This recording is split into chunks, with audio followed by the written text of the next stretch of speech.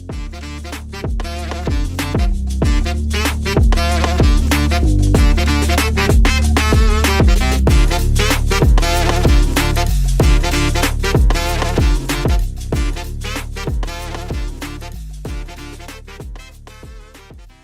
right, welcome back out to another episode of All That to Say. Yeah, welcome out. Hey, how about that new intro music? Sounds so much better. It just puts a smile on my face. Like, I can't You're help all but about that sax, though. I know.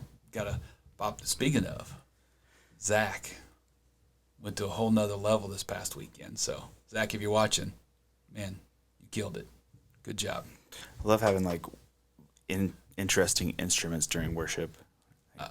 I love not only the interesting instrument, but like the freedom that the person who's playing the instrument operates in. Yeah. Right? Like, just kind of flowed with it. So, all right. Well, I have a thought for you. Right? Okay. We don't do this to it's not about going viral, right? It's like right. We're not. This is just us having fun, random topics.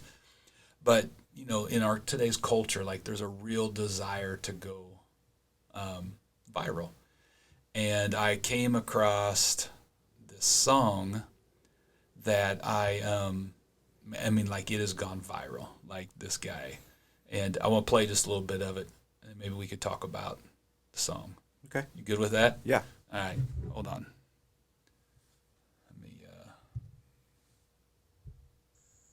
I've been selling my soul, working all day, overtime hours for bullshit pay, so I can sit out here. Sorry about the language. My life away, drag back home and drown my troubles away. It's a damn shame what the world's gotten to for people like me, people like you. Wish I could just wake up and it not be true, but it is. Oh, it is. Not necessarily my kind of music. World with an whole soul. These rich men north of Richmond, Lord knows they all just wanna have total control. Wanna know what you think, wanna know what you do, and they don't think you know, but I know that you do. 'Cause your dollar ain't shit, and it's taxed to no end. 'Cause the rich men, know the rich men.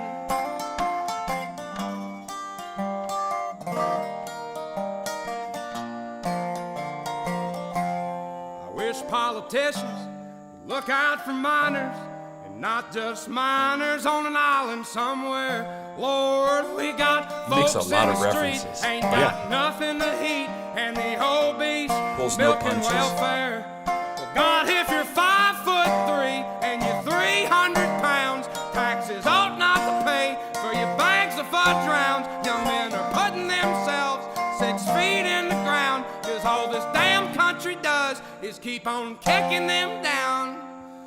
Lord, it's a damn shame what the world's gotten to for people like me, people like you. Wish I could just wake up and it not be true, but it is. Oh, it is.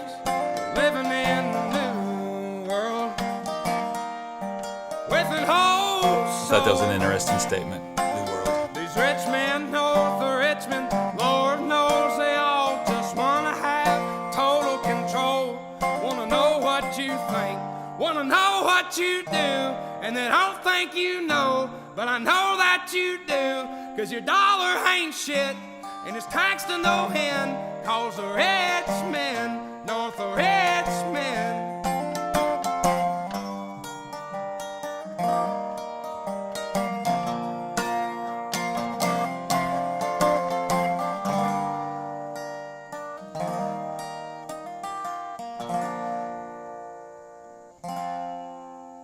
I've been selling my soul, working all day, overtime hours for bullshit pay.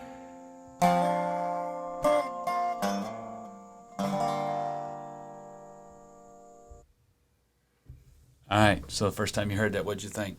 So this isn't the first time I've heard it. Second time I've heard Well, it. yeah, but I mean, the first time you actually heard it. Yeah. He makes a lot of good points. I mean, he makes a lot of like it's very in your face. It's very in your face. He doesn't, like you said, he doesn't pull any punches, Yeah. but it's very. I mean, it's real. I think that there are so many different people that can relate to this song at all kinds of different levels. Yeah. Like your personal experience. Interesting thing, first time I saw it, it was 19 million views. It's at 37 million views now. Yeah. Well, we've added 2. Well, I've listened to it a few times. I kind of went back through it, just not picking apart, but like listening to each thing. Like, what was he saying? What was he getting at? And We're gonna have to put an explicit. I know it's going to go up on the app too. Yeah. I'm sorry, parents, if you're listening to it. I mean, you know, here's the reality of that though. Put the E up. I'm one who doesn't believe in the sentence enhancers, right? Right. And I think that a moment or a song like that, the sentence enhancers actually give some of the audience a connection to the depth and the emotion behind the song. Right. Right? I mean, how many blue-collar workers go home on the regular or get their paycheck in the middle or the end of the week or whenever they get their payday and use that kind of words, with their pay, right? Yeah. Yeah. I mean, it's totally understandable and totally like. I think you're right that it does give people a connection point to the song, and the content of the song is so real to everybody. Absolutely. I mean, I think everybody connects to it. But you brought up an interesting point. We were talking about this before, of that he very much so preaches Christ. Absolutely, 100%. And like he like you were talking about like him there's a time he's singing with another country singer, and before they actually like sing a song together, he actually like preaches from the Bible. Yeah, he did. He actually used quite a bit of scripture, and I think that's what, when I first came across it, it was very appealing and interesting. Not necessarily my kind of music, and yet I really enjoy it. Yeah. I like it because I love all music. We talked about this in the very beginning about how we love music. I love music, and I think that as a song was unpacking, I'm listening to the words and going, oh my gosh, like he's really talking to so many people. And then I come across another video, and he literally has got his Bible open. He's reading scripture, and he's talking about how he's just, I don't remember everything that he said, but I was like, so I wonder how some people feel about the fact that he is a believer, and very much preaching the gospel, and yet using the language. I know that in the church that's really a big topic of it can be a topic of conversation where some people are like, I don't think there's anything wrong with cussing. I think the Bible's I think the Bible's clear when it says that how we're supposed to have our language and how we're supposed to talk, but that's not what this is about. I want a couple things in the song. I'm just curious. How do you think people who are overweight would take that whole line about 5'3", 300 pounds? The government shouldn't be buying your fudge rounds. It could be offensive, but also, is it real? Well, yeah. I mean, is there truth to it? Yeah. I mean, truth in itself is offensive. Absolutely. And so, I mean, he's saying something that's very offensive, but also very real. And I think people will probably be offended, but also, does it call him out? Does it call him out? Yeah. I mean, well, what would I think my thing back to that then is what's the alternative to that person? If they're so overweight that they struggle to keep a job or to participate in contributing to society, and they need government funds to like buy food, right? Not just that it's offensive, but I think the other side of that is then, well, what do we do as a culture to help that situation? Yeah. I mean, at the end of the day, is it is it a will issue or a skill issue? Oh, that's good. I like that. That's really good. Like, is it something you can't do because you can't do it, and it's like I can't physically do this job, or is it that I don't want to try to do this job? That's good. That's a huge question in itself.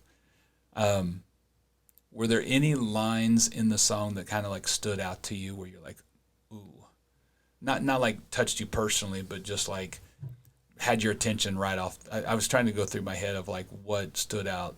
That was probably the big one for me. Yeah, that one's a big one. Yeah. The young men being put 6 feet in the ground because the government won't keep them or give them any ground or something like that. Yeah.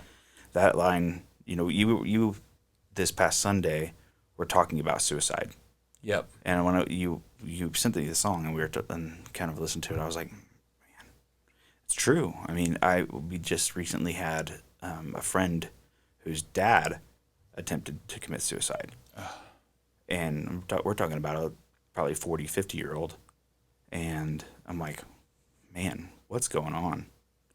Well, so I think in talking, I shared a fact, right? Yeah. Data, and I'll share it again. And right now in America, mental health is such an issue that when it comes to suicide, one person commits suicide every 11 minutes, and that's the equivalent of a jumbo jet full, right, packed with passengers falling out of the sky every 4 days. Yeah. That's a staggering number. And my whole point is that if if planes were falling out of the sky, We do something. the government would jump in and do something. We as a culture would be like, I'm not flying your planes. Well, if a plane was to fall out of the sky, we would react, and it would be a tragedy. Absolutely. But because it's happening every 11 minutes, and it's one person at a time, it's like, oh, it's just a number. Yeah. But it's really people's lives. It's families. It's Yeah. people's lives. And so, mental health is a big thing. Anyway, the whole point of this song, I mean, when you get to him actually explaining, I mean, it's quite amazing. Like you said, I mean, he turned down a $8 million record deal. Yeah. Right. Because he said he's not that good. Yeah. It was like, I'm really not even that good. It's like, clearly he's pretty good. Yeah. I mean, he's definitely got skill, and his voice is unique. He's got incredible heart. Yeah. Right. He's writing music that's true stories. But his character is one of like, I don't want to be a full-time musician. How many people struggle with because they want to be full-time musicians, they want to make it big, actually Sell out. or end up taking their life because they couldn't achieve it, Yeah. right? They had the will, didn't have the skill, right? And or maybe had the skill and didn't have the will and didn't have enough like oomph to like just The drive. to take the risk, Yeah. or go for it. Always talking about it, always dreaming about it, but always feeling like maybe, well, I didn't get an opportunity, or if I would have, because we didn't have any money, I didn't have the ability to like go to a place where I could have an opportunity. Right. And so, I think that all that, when he's kind of explaining, he himself personally went through a mental health crisis. He got hurt on a job site and was out of work for 6 months. Right. And it was a brain injury is what he suffered. And so he didn't have a choice. It was just one of those freak things that happened. And I don't remember what he said his job was, but I thought that's a lot of people's lives. Like, I mean, that's the story of a lot of people right now where something tragic, major happened, and they didn't have the resources, they didn't have the opportunity, and now they're just down and out, and so anyway, that the song is appealing to me, but I think the story behind it and the awareness of, we have a lot of people around us that are just absolutely hurting, Yeah.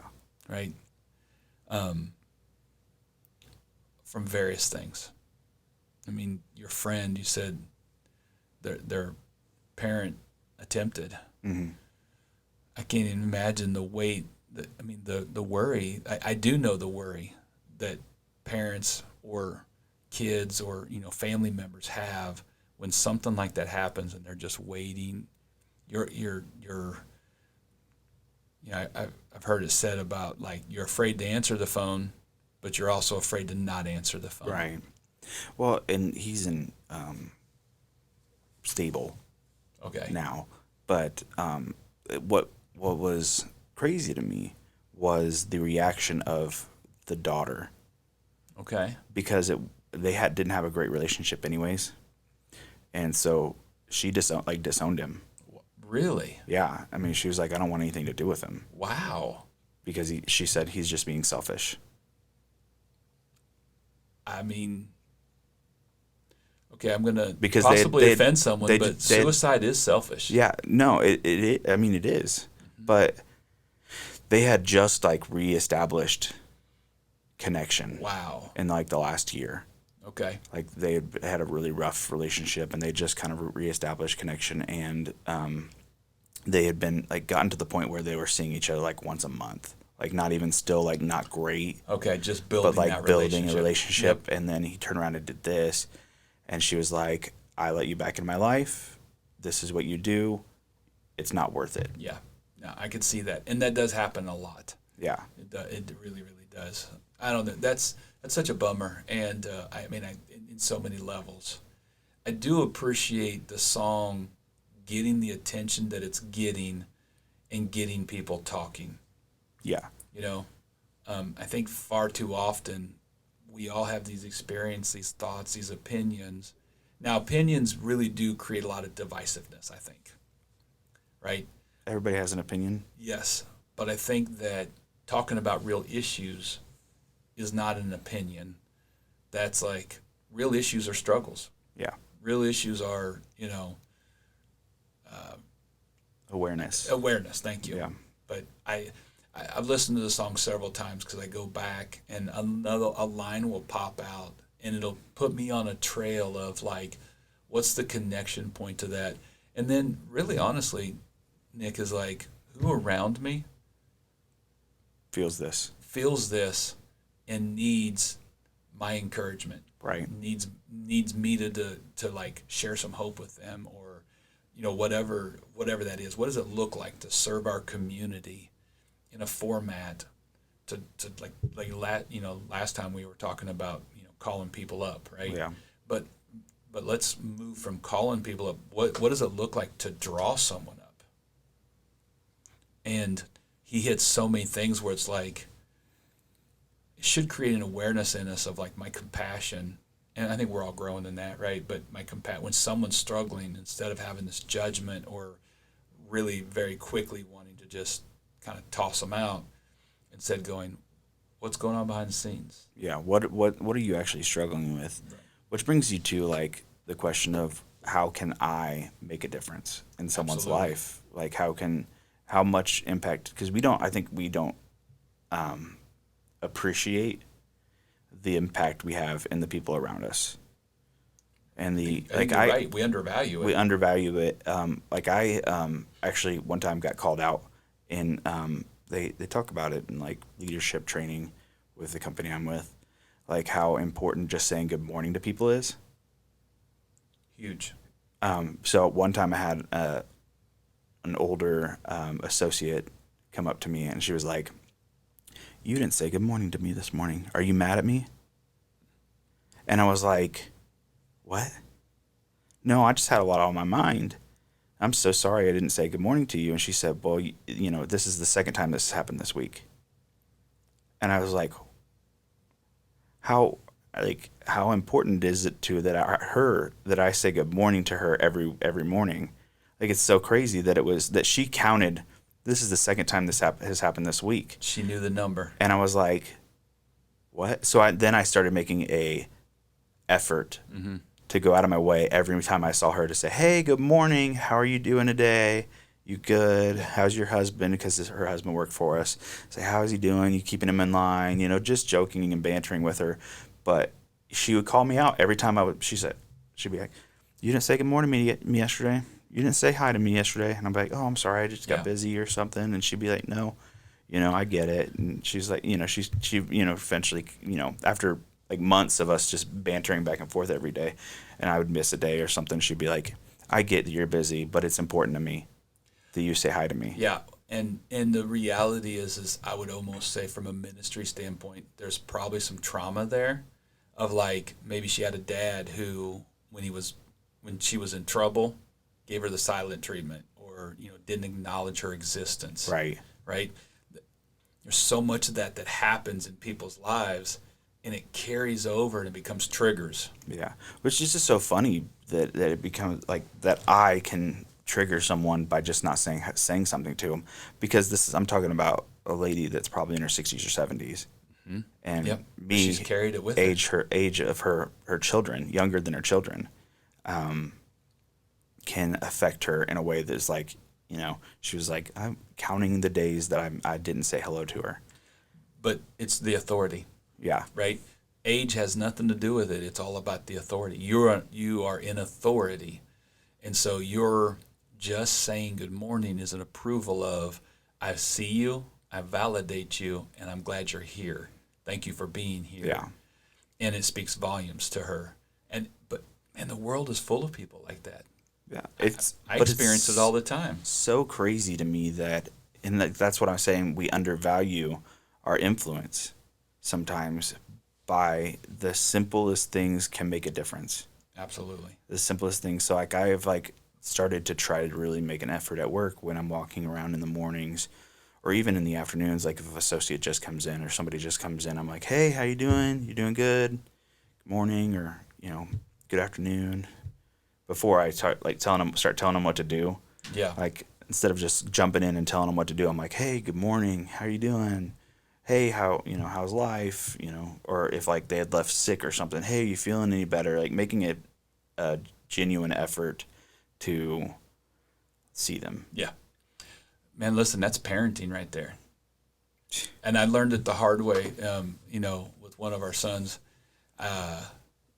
We'd have we homeschooled, and we'd have these moments where it's like, there's chores, there's rules, there's these things, right? And it'd be like, I'd come into a situation, and the first thing is like, well, why didn't you do this? You forgot this, you didn't.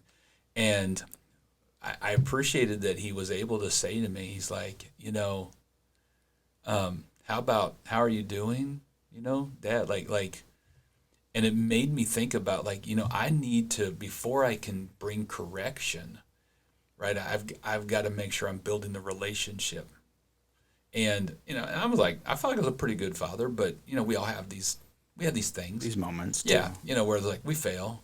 But it was one of those real teaching moments of like, not only does my son need it, not only does my family members need it, but people need genuinely a connection point that they see that you care, that you're genuinely concerned for them.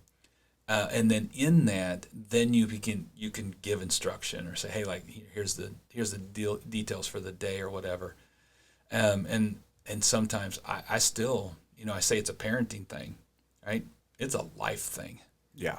Because there's a lot of Sunday mornings where I walk in and I'm like, I'm moving forward. I've got A, B, C, and D that needs to be done. And, I have to, it sounds bad, I feel like, to say I have to remind myself, but that's the reality of it. Yeah, that's the reality of it. Is we get crazy busy. I mean, I was telling somebody the other day, it's like I have like every day I have so much stuff going on. I'm going to full-time. I'm in full-time school. I work a 50+ hour job, and do all these things that I have to remind myself to take time to talk to my wife. Yes. Like throughout my day. Yes. Like specifically like, "Hey, how you doing? Hope your day's going well." Like sending little messages so that she knows that I still am thinking about her. Absolutely. But I think that the mental health crisis starts at home. Totally agree. With your sphere of influence. Starts 100%. With the people that we're in contact with every day. Yep. Our families. And then moves out. Because if we can get our families out of those crises, then we can actually affect more people because you're bringing someone else out Yep. to be effective. Absolutely. I 100% agree. I think that, we use the words trauma, dysfunction, and disappointment on the regular, Yeah. right? And so dysfunction is, there's trauma in our families, but then there's dysfunction in our families.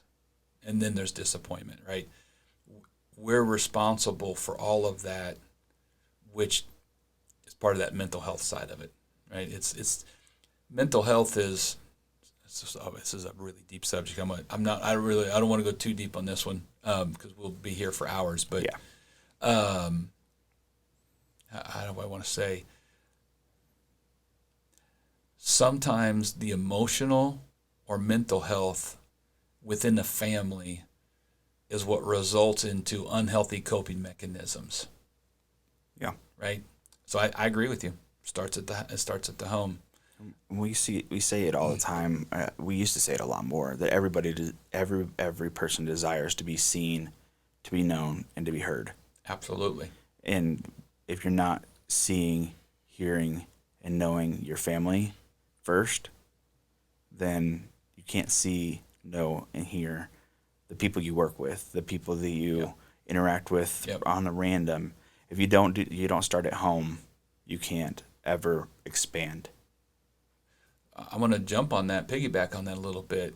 I would I would add to it and say, if you're not able to do it at home, but you can do it out in the world, your motives, I would say, are probably insincere, because you would do it in order to either gain favor, to get somewhere, or to get some kind of like something back in A return. personal gain. Yes, a personal gain. Yeah. Exactly. And because as you said that, I thought, man, there are so many times where I know some people that are genuinely like care about people, right? Mm-hmm. And not only do they genuinely care, but they do it at home. Mm-hmm. And then I've seen people where it's like, I've seen how they treat family, and yet in the public's eye, it's very much about personal gain. Yeah. What do I look like? What's my image? Exactly. So I didn't mean to go down there. That was anyway. That was so that was the song. Yeah, it's a great song. Yeah. It really is, minus the language, but the language is there to show the heart. It's the power. It's there to like show the aggression he Yeah. feels towards the government. And Do you think we can blame everything on? He's talking about Richmond, north of Richmond. So Richmond, Virginia. Washington, D.C. is north of Richmond, Virginia. you can't blame all of culture on the government. Yeah. Sorry. Thank you. We actually have ownership in this. Yeah. We have We all have a responsibility to culture. Yeah. Now, there are people in control, and because they have the money, it's given them the ability to be in control. But I think a lot of times the loudest voice comes from the smallest group of people. Right. And I think that if we really want to see a change, we've got to become a voice. People have to not just like scream obscenities and like fight and be divisive, but instead speak of out. stand up for what's right. Stand up for what's right, and stand up hard. Stand up long, go the full distance to stand up for what is right. I think that's huge. So it's funny. I've been studying the creation of unions Okay. in my class right now. Okay. And so unions started with the unskilled workers. Yes. Being like, we deserve to have Opportunity. we deserve to have better paying wages, Mm-hmm. longer or shorter work day, better work conditions. But it was the unskilled workers that got the skilled workers. Yes. So unskilled workers started unions, and then skilled workers were like, you know what? They're right. We deserve more. We deserve better. And then the skilled Exactly. workers, the ones that were like trained in how to do things, got on board. Right. And that's when business started to change. Absolutely. 100%. So it's the minor, it's the little guy that has to start the change, and then get the people that are up or above Absolutely.